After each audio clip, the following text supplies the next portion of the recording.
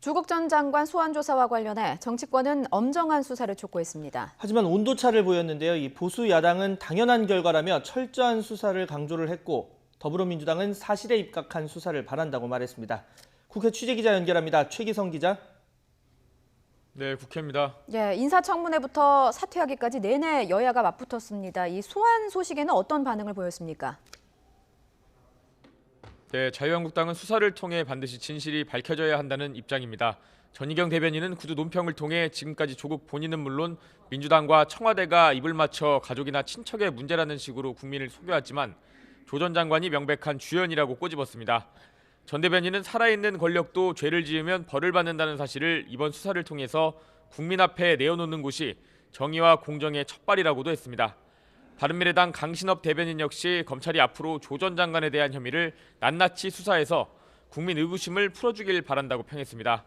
이어 청와대나 정부는 이번 수사에 대해서 조금이라도 국민 의구심을 불러일으킬 말과 행동을 삼가야 한다고 촉구했습니다.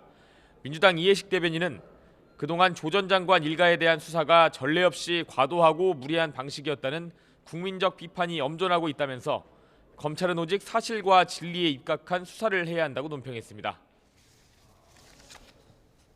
네, 어제 한국당 나경원 원내대표가 이 패스트트랙 충돌 사건과 관련해서 검찰 조사를 받았는데 오늘 회의에서 어떤 얘기가 나왔습니까?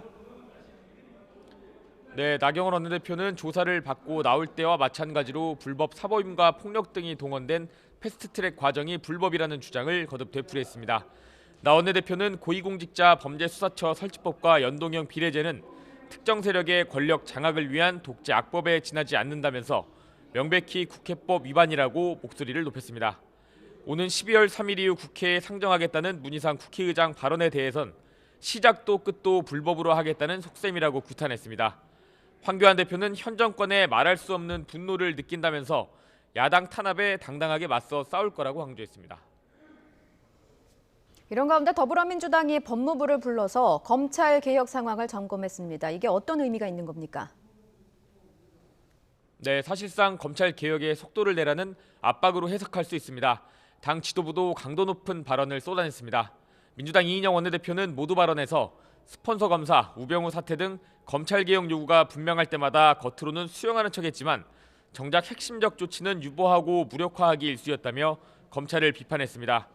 검찰 개혁특위 공동위원장인 박주민 최고위원 역시 전관예우의 폐단을 막고 상명하복을 불식시켜야 한다며 검찰 조직을 압박했습니다. 오늘 당정이 검토한 추가 개혁안 핵심은 반부패 수사부 4곳을 제외한 37개 검찰 직접수사부서를 폐지하는 것과 검찰의 수사 상황에 대한 장관 보고를 강화하는 내용입니다.